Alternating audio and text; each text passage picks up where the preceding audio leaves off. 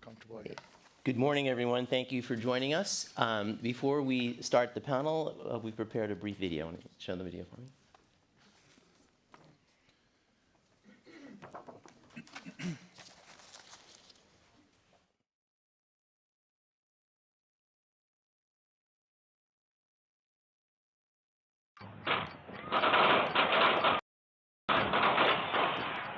The question we ask on this program every time we report: when are we going to do something to solve for this uniquely American problem? We have seen a 700% increase in gun thefts in Tennessee in the last decade. Tonight, the death toll, at least 18 people killed. 8 teenagers shot late today. A mass shooting overnight, leaving one child dead. I looked over and there was 4 other kids laying down. 2 of them had 2 gunshots, and I think the other ones just had like 1 each. With meaningful gun legislation at a standstill now for decades, gun control legislation on the table most likely will not pass. We put about 56 to 57 million new firearms into the United States market in the last 3 years. This is an utter disgrace that we have to be here fighting for our God-given right to own a semi-automatic firearm. 17 veterans die by suicide in the U.S. every single day, 71% by firearm. As gun sales in the U.S. have surged in recent years, so have gun-related suicides, especially for teenagers. Guns kill more young people in the U.S. than any other cause. My son was killed with a war gun. The case remains open. At first I thought it was fireworks, man, but when I saw my daughter laying down on the floor with a bullet in the head, I realized it wasn't the fireworks. To everyone who helps make policy, both at state, city, federal, I would simply ask you to do something. Because doing nothing, which is what we've been doing, is not working.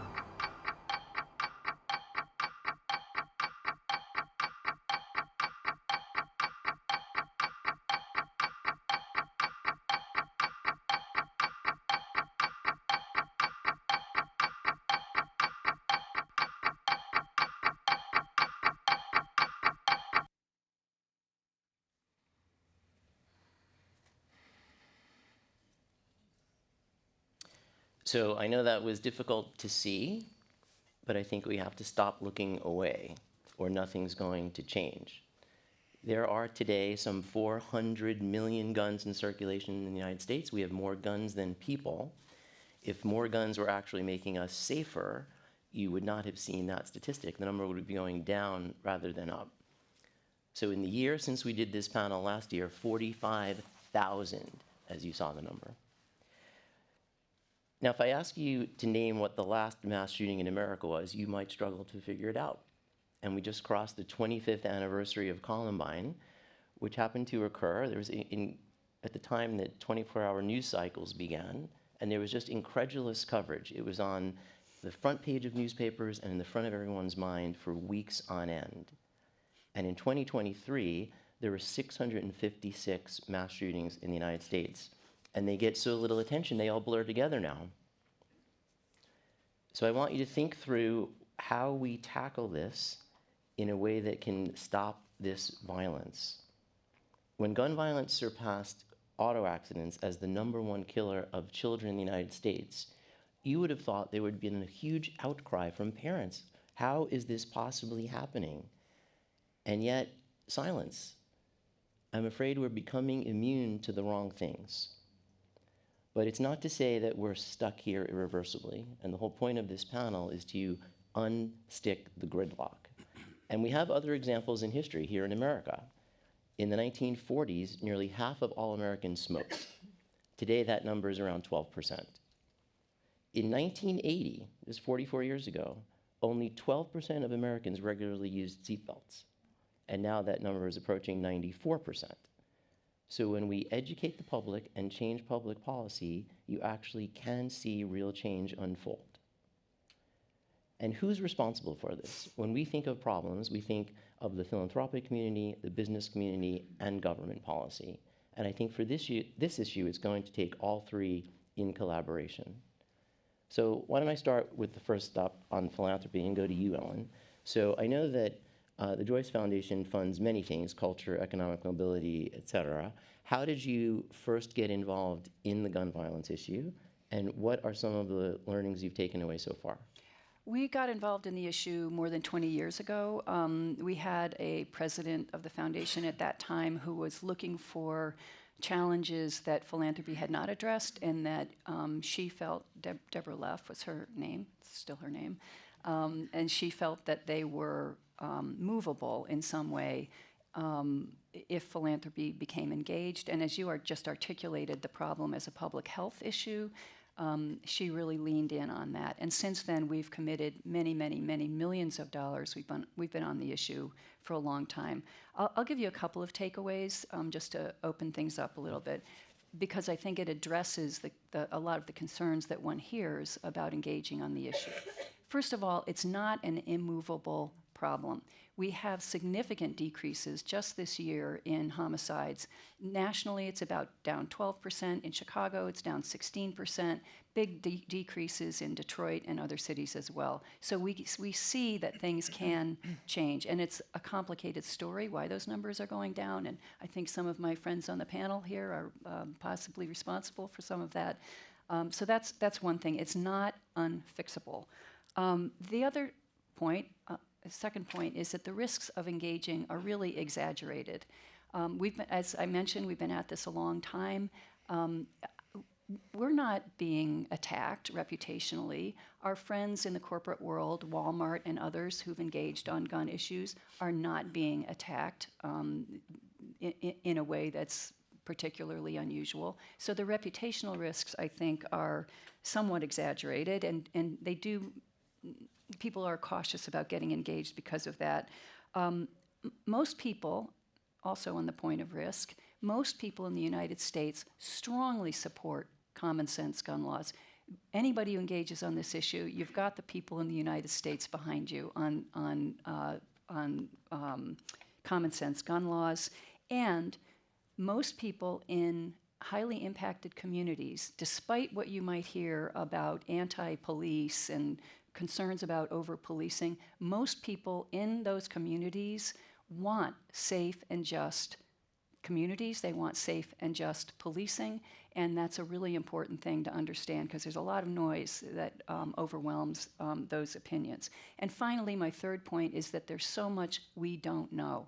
For example, it was mentioned in the video, more than half, well more than half, of gun deaths are suicides. What contributes to those gun deaths? It's understudied, it's under-researched, and in general, there's been very little research on causes and solutions on gun homicides. So we're very strong believers that there needs to be more research and evaluation of effective interventions. Okay. So, Sharif, let me go over to you. Every time I see you, I put you to work on the panel. Following up on the suicide, over 20 veterans a day are committing suicide. What do you think contributes to that, and what is the disproportionate impact of firearm suicide in the veteran community?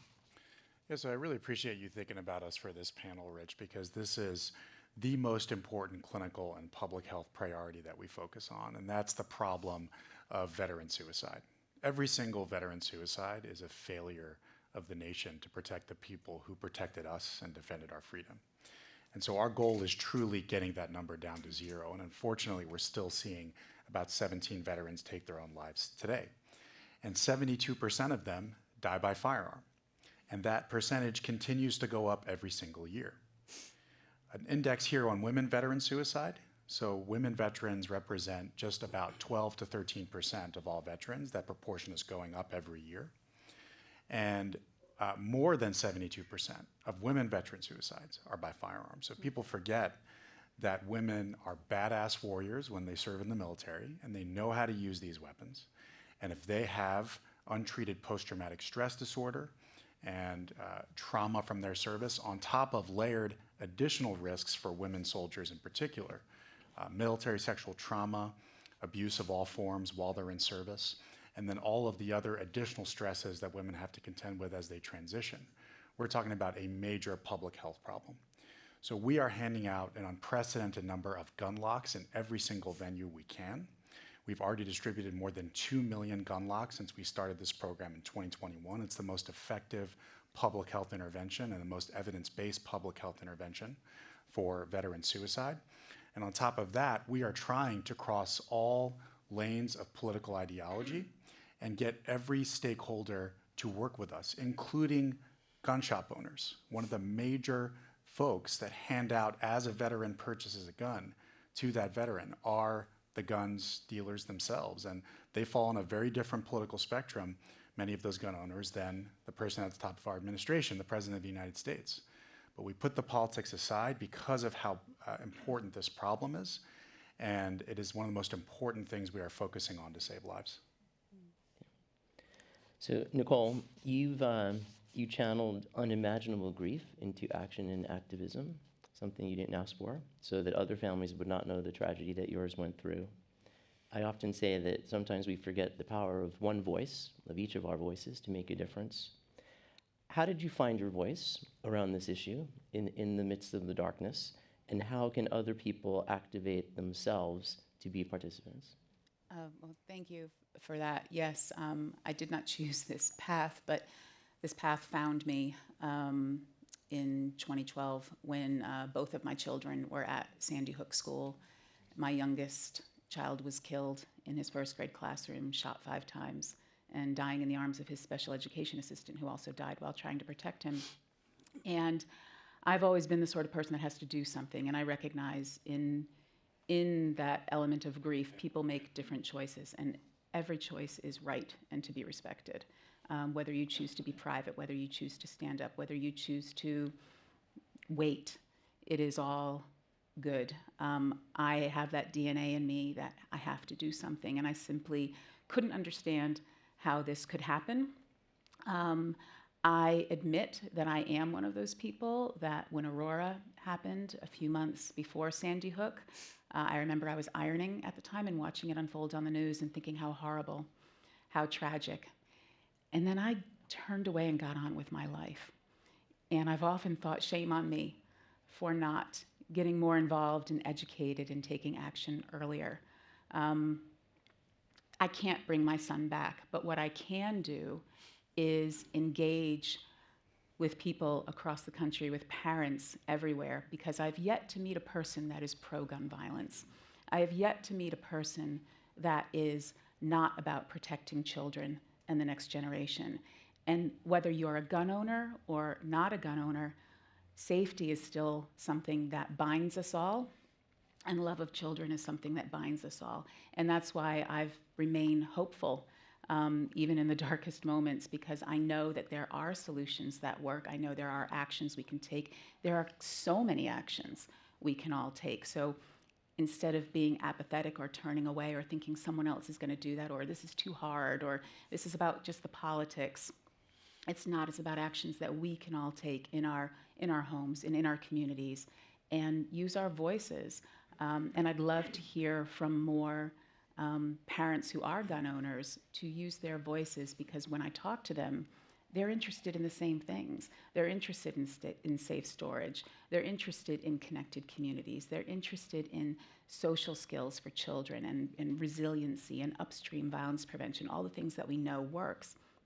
And yet they fear if they bring their voice to this, that they will be demonized or polarized. So I think we have to create more safe places for dialogue, because this is a common platform that we can all agree on, and that's when the solutions will really start gaining more momentum. So let's stay on that solution note for a moment. Francis, let's bring you in. We hosted our event this winter in Miami, as you know, and while I was driving to one on the radio, they had announced that the statistics for 2023 came out and that the homicides had fallen to a record low in the city.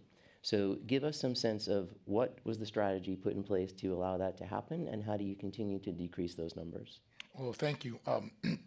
To tell the story and contextualize it, in 1947, we started recording homicides. That's the first year we have recorded statistics. We had about a third of the population that we have today in the city, and we had 32. In 1980, we had 220. So 2 out of every 3 days in the city, we had a homicide. Last year, 2023, with 3 times the population of 1947, we had 31. Mm-hmm. And I think, obviously, the first question is the one you asked, right? Is how did you do it? How did you get there? I think it is. I don't want to cheapen the answer with a sort of one anecdote. I think it was a variety of factors, beginning with the fact that when I first got elected mayor, every time there was a homicide in my city for the first 3 months, I ran a 5K, beginning and ending exactly 24 hours to the minute in the spot where it happened. And the reason why was I wanted to shock the conscience of our police department into understanding that this is not okay, what just happened here.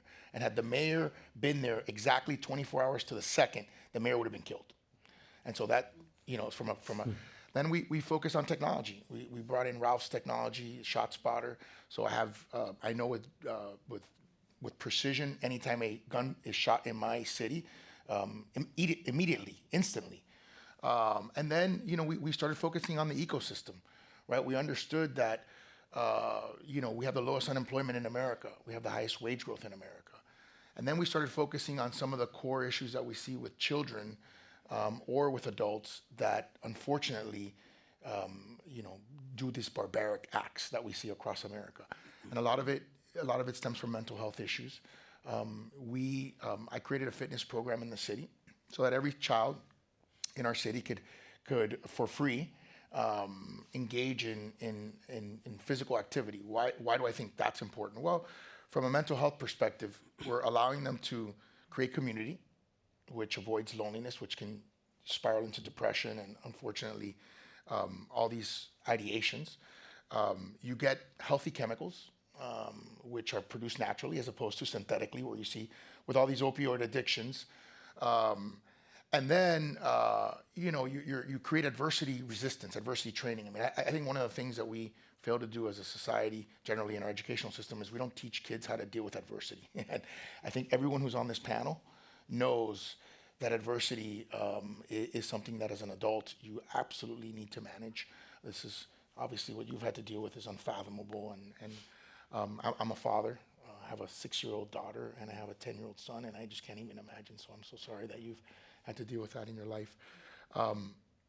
But we all deal with adversity at some level, and I don't think that there's much energy. And I think you mentioned this sort of the resources on mental health, and we don't deal with that core issue.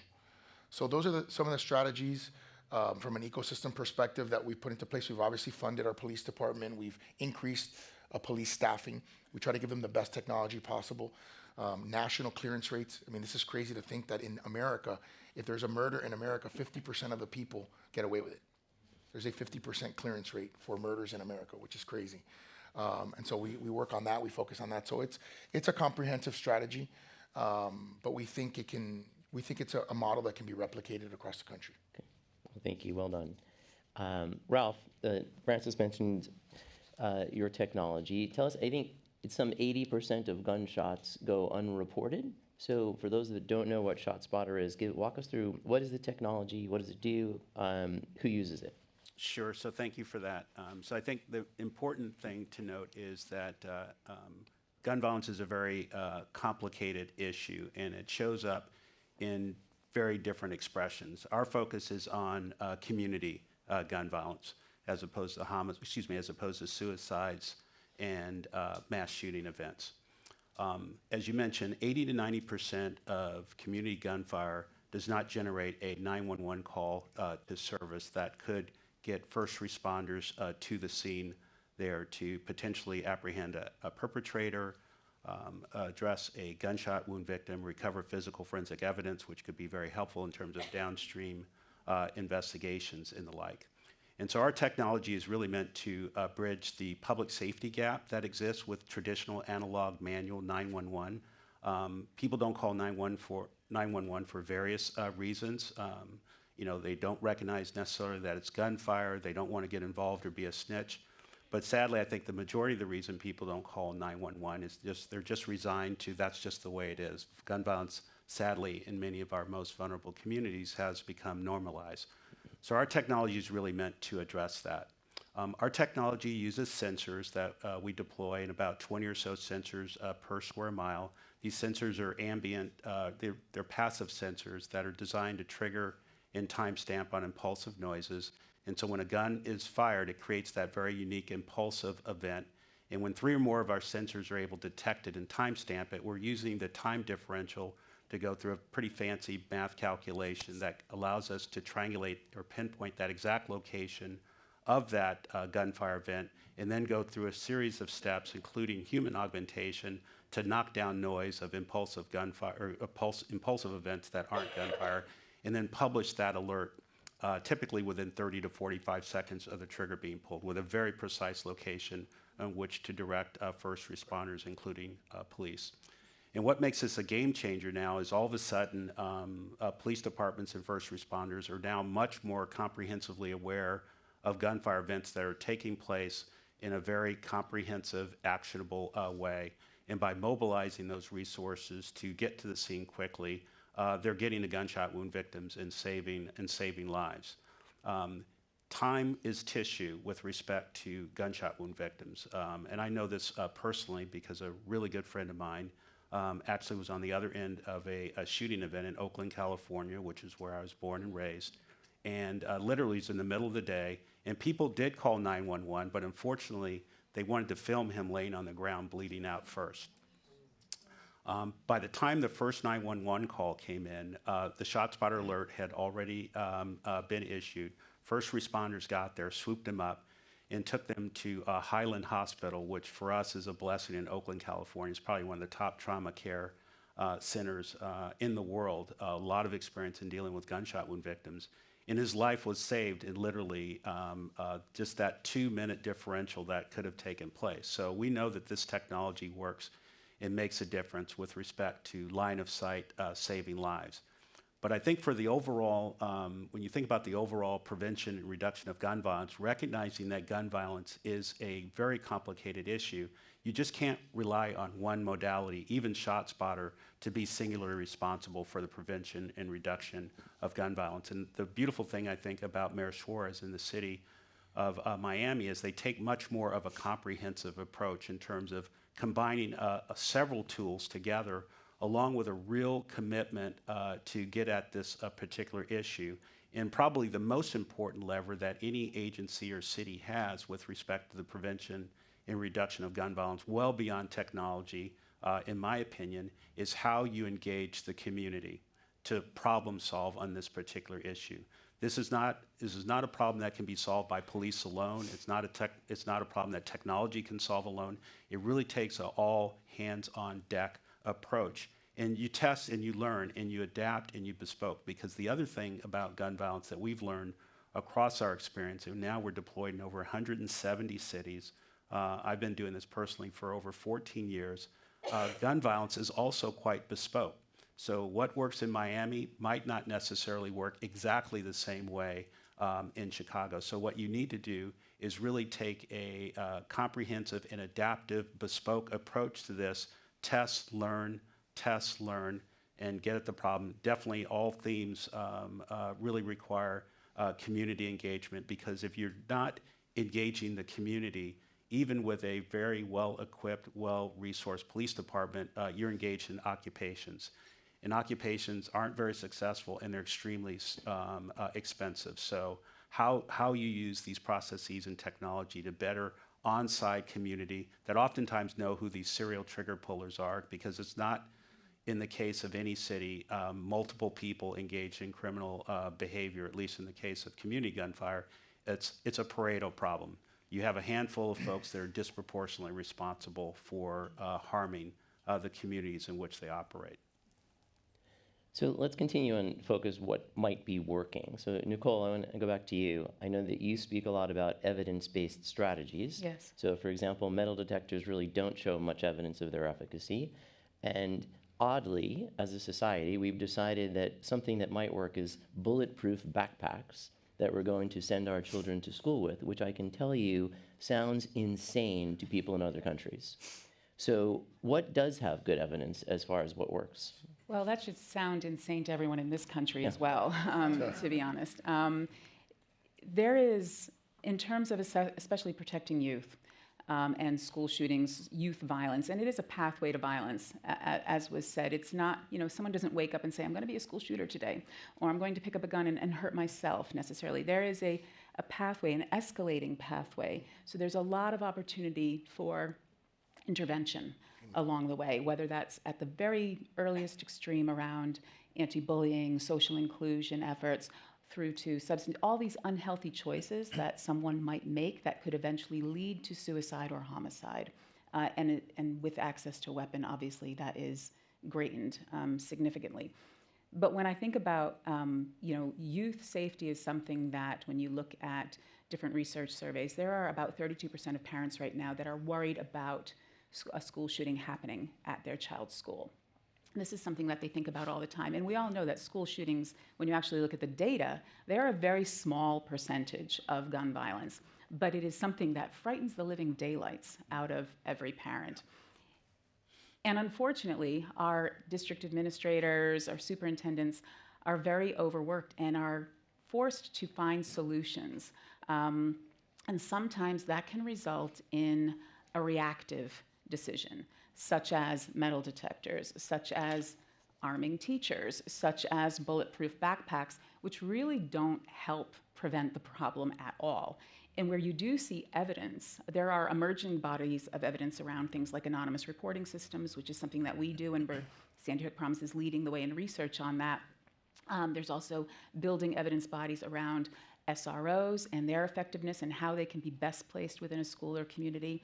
And then there's consistent and clear evidences around upstream violence prevention, these earliest interventions that help a child feel seen, valued, heard, part of a community, so that they don't make an unhealthy decision. They have abilities to regulate their emotions. They know how to manage conflicts peacefully rather than reaching for a gun. And it's very difficult when there are competing narratives coming down the pathway to our kids. On the one hand, there's so much place-based interventions and these social skills building opportunities. And at the other hand, you have social media coming at them through influencers saying, you need a gun to be sexy, you need a gun to be powerful, you need a gun to be a man. These are competing narratives that our children are facing every day that most of the adults are not seeing what their kids are seeing. And this is causing some confusion as well. So there's a lot of evidence around upstream violence prevention. And I always urge people, focus on that, invest in that, because that is, you're dealing with the root cause of the problem. You're dealing really upstream so that you're not having to deal with tragedy downstream. So focus on what works.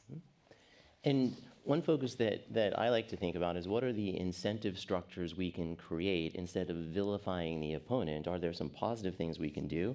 And we come upon this notion of prizes that incent behaviors. So yesterday, here at the Milken Institute, we gave away $1 million to a team that was devising sustainable green technology in Africa. And Sharif, I know that you have, through Mission Daybreak, also sparked some innovative thinking using that notion of a grand challenge. So could you tell us about that?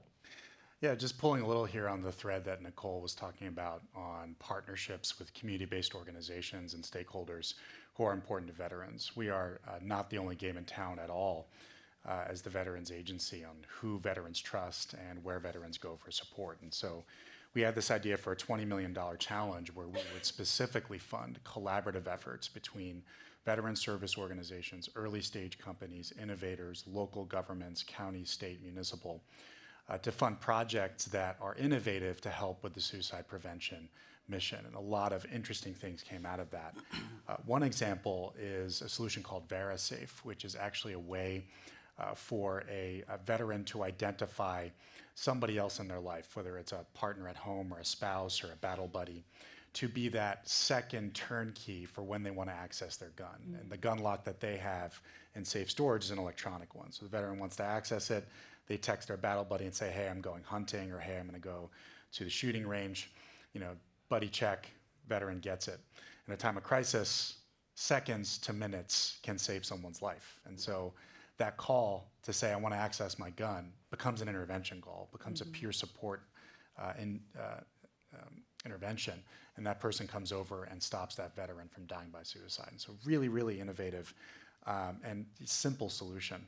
Another example is an electronic solution that actually detects the veteran's behavior over time. You'd be surprised how much your phone knows about you. It knows whether you're following your routine day because it knows your geolocation. It knows when you wake up in the morning and start using your phone. It's often the first thing we reach for when we get out of bed.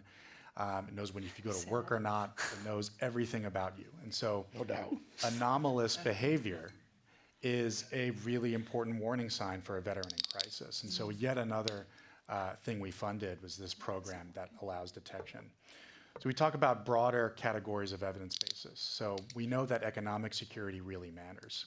And one of the most concerning things we saw in our suicide prevention report in 2023, which maddeningly has 2021 as the most recent time frame because of the way we collect the data, showed that while male veteran suicide went up by 6% year over year, women veteran suicide went up by 24%. So that was the most concerning finding.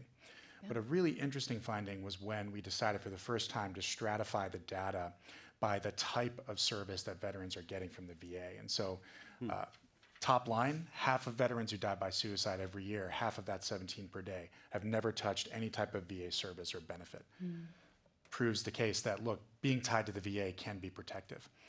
And our healthcare system, by definition, takes the veterans with the most significant comorbidities and mental health risks and all the risks up and down. And so the actual suicide rate for veterans in our system isn't necessarily lower than the general population because it's a much sicker population. But when you look at the veterans who are getting compensation benefits because of service-connected disabilities, they have by far the lowest rate of suicide. And it's often the case that we think about, you know, hey, veterans have a high suicide rate because of severe mental health conditions. That's definitely true for a category of veterans. But remember, the most important reasons, most frequent reasons that people are dying by suicide are the daily life stressors that can get worse and worse. And of course, economic security, food insecurity, someone's confidence in the ability to support their family and their own well-being. That can be a major risk for gun violence in general, because we have, by the way, too high of a frequency of homicide, suicide events, but also suicide more generally. And so we really need to be thinking about, as policymakers, how economic security can be protective on all of this. And you see, it's really across many sectors. So Ellen, I want to go back to you. The government reports that some 93% of firearms used in crimes are actually obtained illegally. So while we're constantly in this debate and politicizing the subject, since so much of it occurs outside normal legal channels, what are some experimental things that the nonprofit community might be able to enter this and try, to your earlier point, since there's some hesitancy for the perceived penalty of corporations sometimes entering, do you feel like you have more levers at your disposal as a nonprofit, and what might we use as an experiment?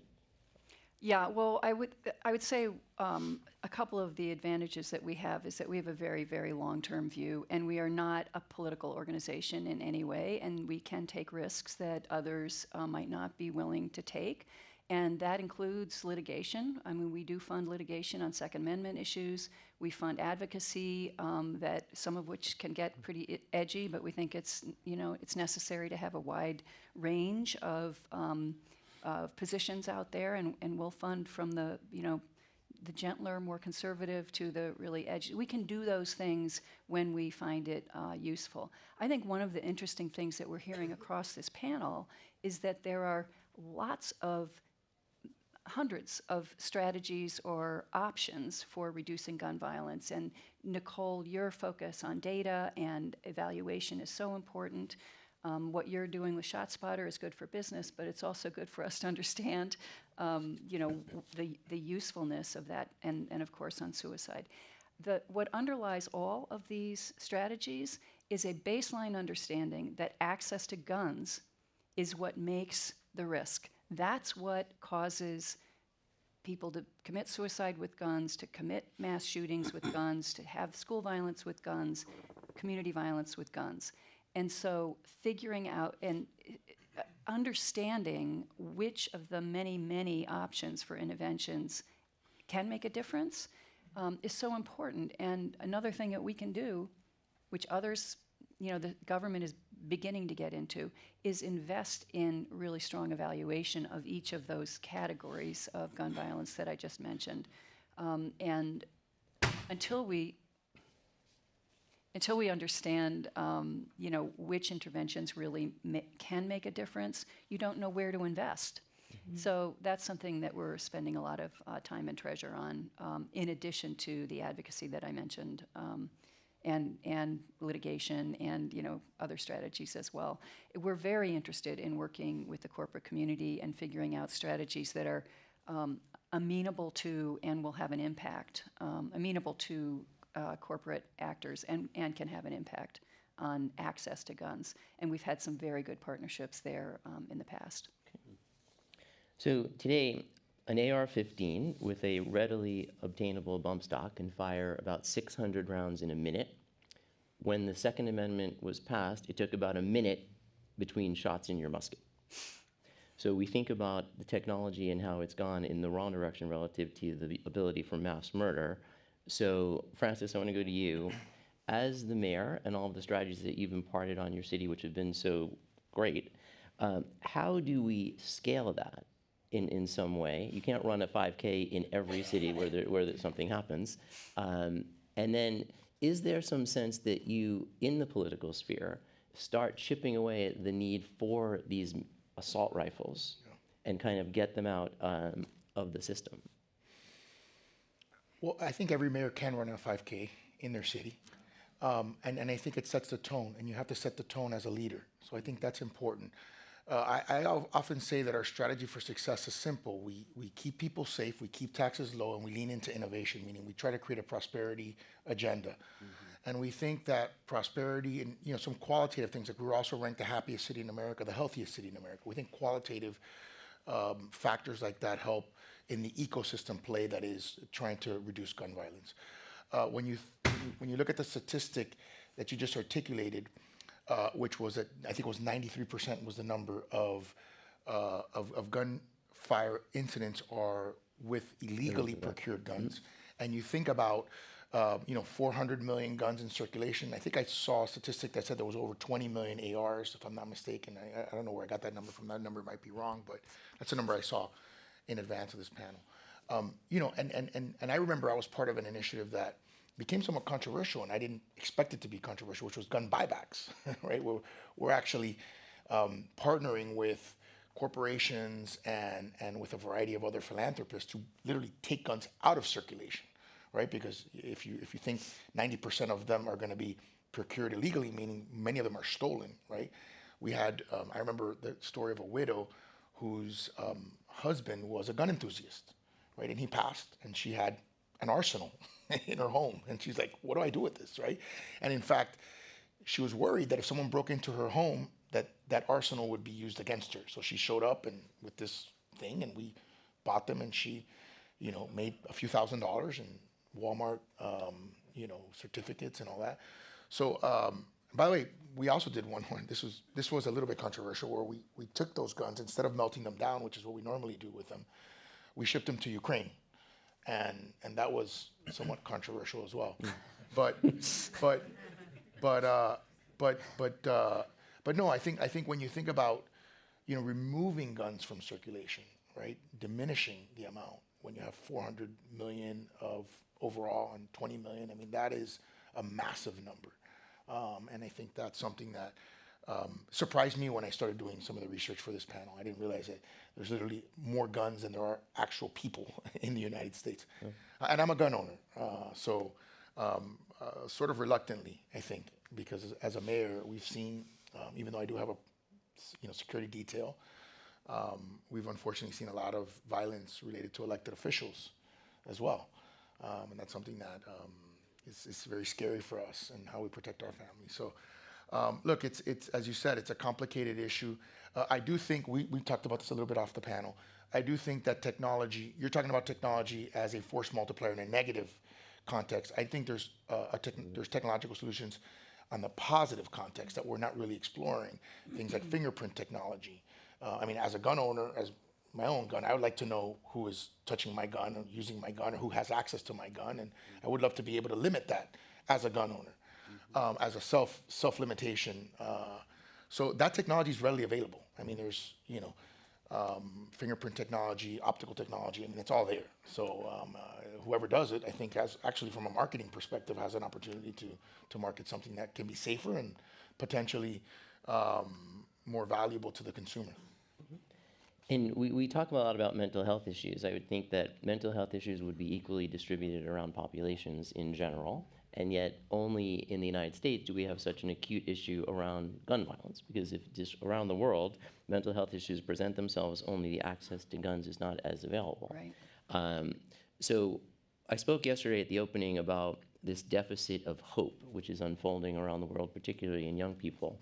So Ralph, I know you have a really great story about when you were witnessing what some 12 and 13-year-olds had seen after a gun incident. So tell us that, and then tell us how you think we break this cycle of what these kids are going through.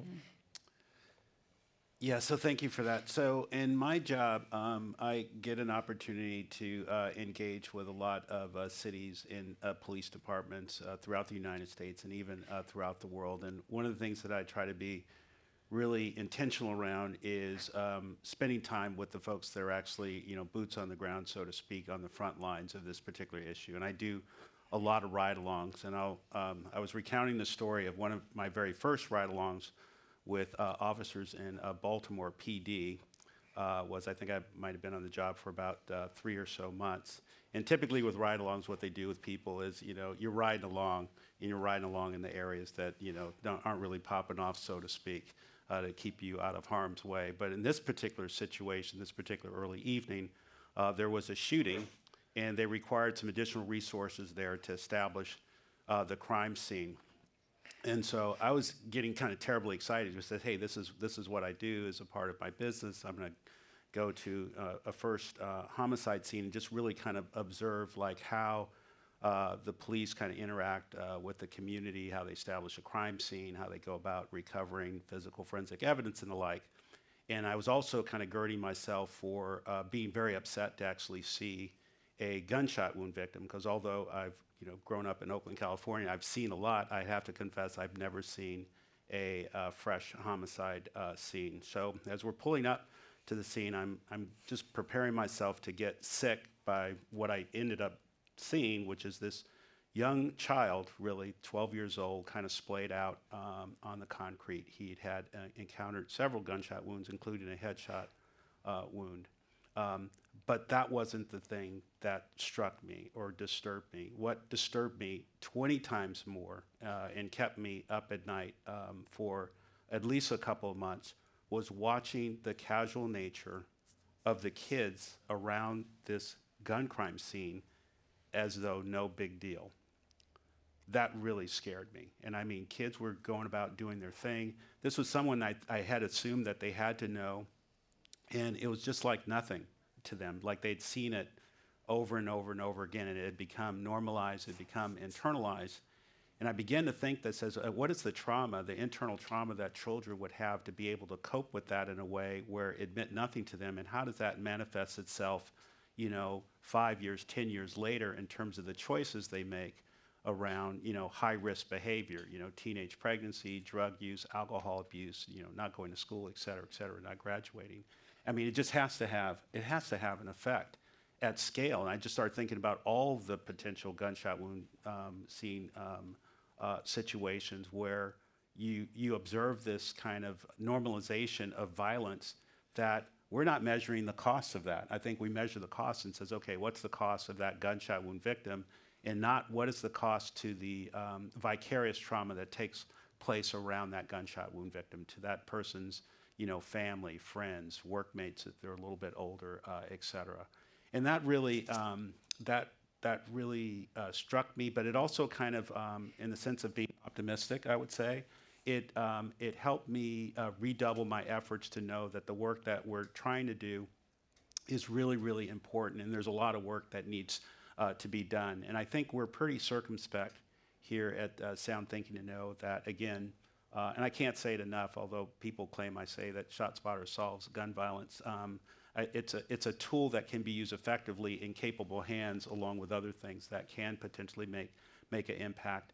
And one of the things that I'm most excited about being in this work is this notion of CVI, of getting kind of community engaged violence interrupters that know who the players are.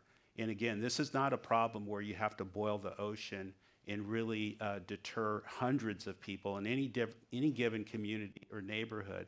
Literally, it is a handful of people that drive 80 to 90% of the gun violence problem in the type of work that we do. Again, we're not dealing with mass shootings or suicides and the like, but for urban or community gunfire, it's very much a Pareto problem where if you can more quickly identify the few individuals that are causing the most harm and give them a combination of incentives, positive incentives to not engage in gun violence, and sometimes, unfortunately, negative incentives in terms of real law enforcement and justice interventions where you're sending people away for a long time. Using federal prosecution as an example is a very effective lever because unlike state prosecutions, when the feds come after you and you go to jail, you're not going to the local jail, you're going to Marion, Indiana, across the country, and you're serving that time. If you're getting a 8-year, 10-year bit, you're serving pretty much every 8 to 10 years of that bit that you got, as opposed to maybe going to the local, prison where you may be getting out in 3 or 4 years. Your friends are there. Your loved ones can come visit you and stuff. That's a powerful incentive. If you put enough people away like that, they start getting the message, and you're starting to see that. And I think your Mayor Juarez is very modest, but I think he's an early adopter type of person. I think partnerships in terms of kind of working with other resources, ATF, DOJ, U.S. attorneys, to kind of bring all that stuff together in a comprehensive way, using technology appropriately, motivating and leading your police department, engaging the community, all those things together, I think, give us a very promising upside that we can make a dent on this problem. Well, we don't want to view it as an intractable problem because we won't ever move the needle. And we don't want to just be sad about it, although we have to be sad enough to honor all the victims. So I think Nicole, I'll go back to you.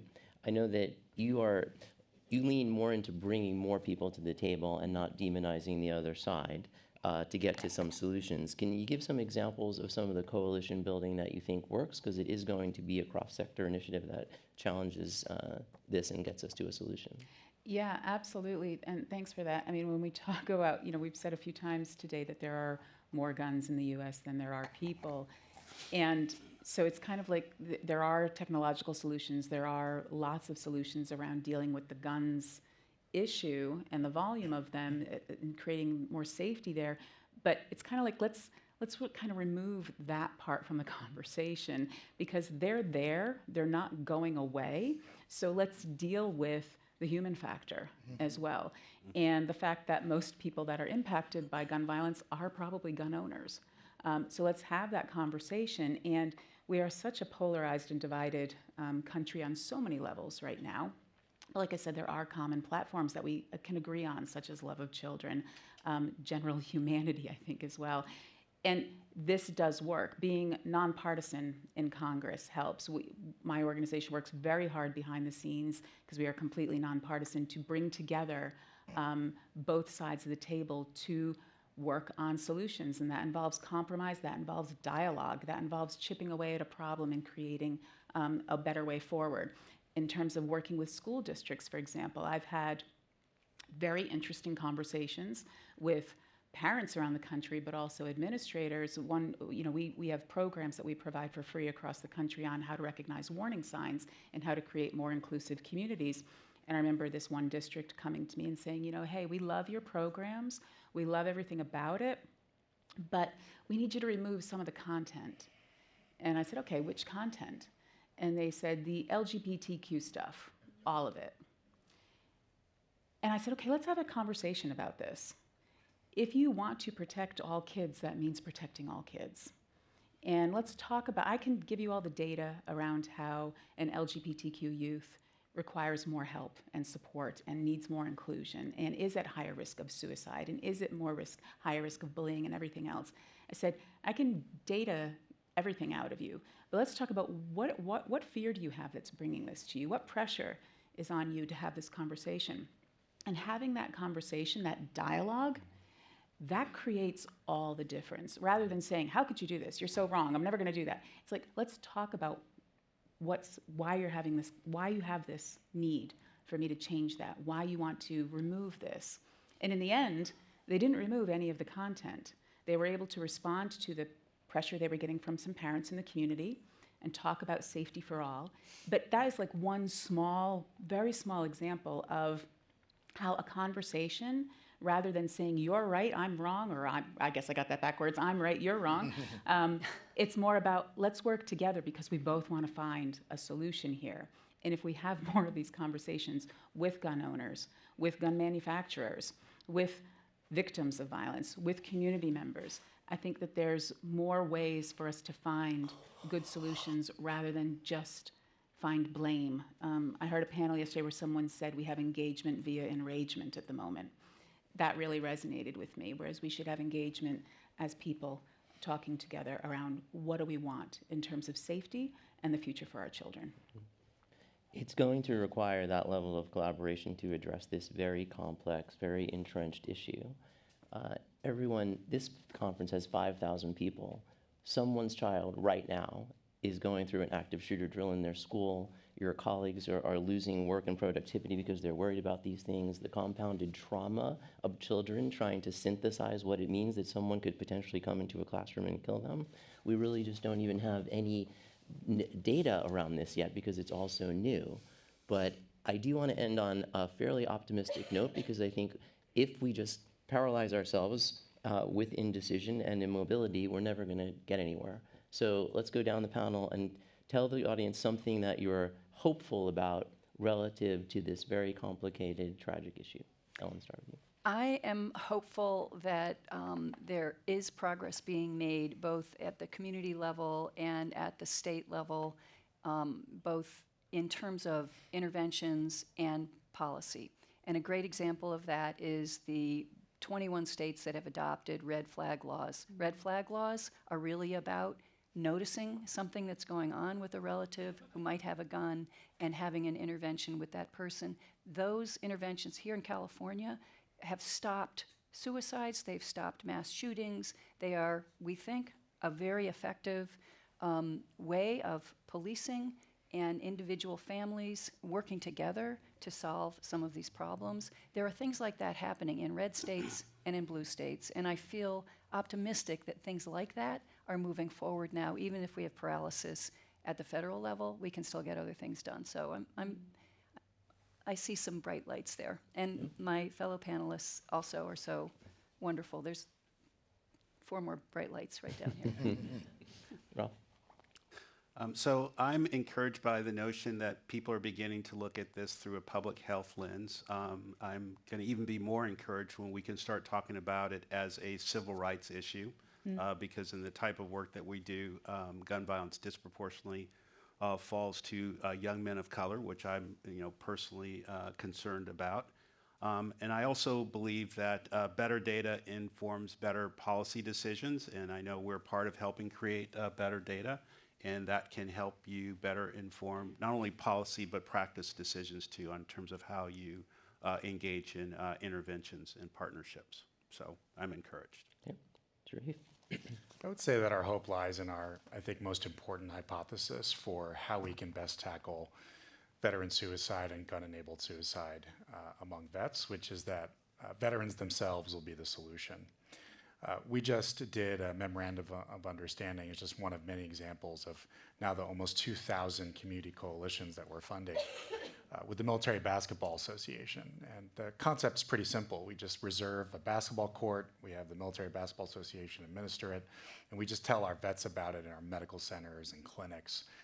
If they want to play basketball with other vets, come show up at this particular time. And we might look at that on the surface and say, hey, that's just a recreational activity. When we set this up, one of the most prominent veterans, there was a radio show in South Jersey and Philadelphia, called me and said, you are saving veterans' lives with this. Even the technological interventions I talked about where there's a buddy check, somebody to help you add seconds to minutes to that time, that depends on having a social network of support around you. And the peer support that we see among vets on this topic gives me a lot of hope that we can get these violent suicides and these violent episodes down. Nicole? I have a lot of reasons to be optimistic about the future, and in part it's because, first of all, we're having this conversation. And 10, 11 years ago when Sandy Hook happened, this was not a conversation that was being had. So there has been a movement being built. There has been young people who have had lockdown drills for the last 11 years plus who are saying, I do not want this for the future. And I'm also optimistic because we do have a history in this country of tackling difficult issues and finding a way through, creating culture change, creating behavioral change by using all of these elements of public health solutions, legal, like pulling it all together. We've tackled big tobacco issues. We've tackled seatbelt issues.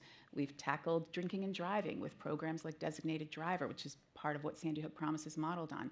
So there is a lot of reason for hope, as long as people continue to lean in and focus on all of the solutions, because we know gun violence is preventable. Okay, Francis.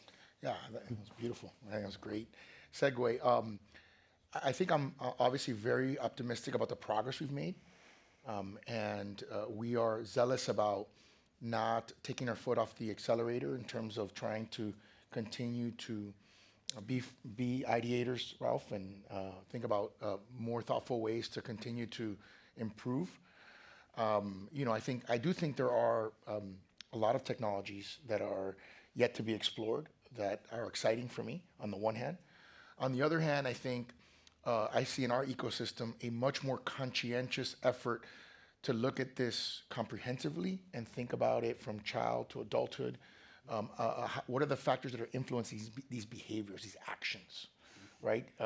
As opposed to, and understanding that at some level, there's only so much we can do about the supply, right? That's we acknowledge is out there. So for us, we're looking at root causes a lot and continuing to resource that to the maximum extent possible, and seeing that there is a massive ROI, even though people may not see it in the traditional sense because everything is so money-based. People didn't think there was going to be an ROI when we did ShotSpot. I remember those early conversations about the amount of money, the resources that we were spending, and the ROI that we were going to get out of it. And I think it's clear to me that the ROI was far in excess of not that I want you to increase your prices or anything on us, Ralph. No, would never. Was far in excess of what we were paying, and it goes to the point. I'll just finish by saying it goes to the point that Ralph made about understanding the actual cost. Yeah. Right, the trauma, the actual cost, the monetary cost on our hospital system, on our police department, the community trauma. I mean, there's just so much. It's such a great cost, every single life, and that's why we ran those 5Ks, because you wanted to shock the conscience again and let people know, listen, this is someone's child that we're talking about here, right? And think about your own children and how much you value and love them, and if they were taken from you in any given moment, the trauma that you would feel for life. Well, thank you. I want to thank you all for your commitment and passion to this issue, and I promise that the Milken Institute will be right beside you as we amplify until this is done. Thank you. Thank you.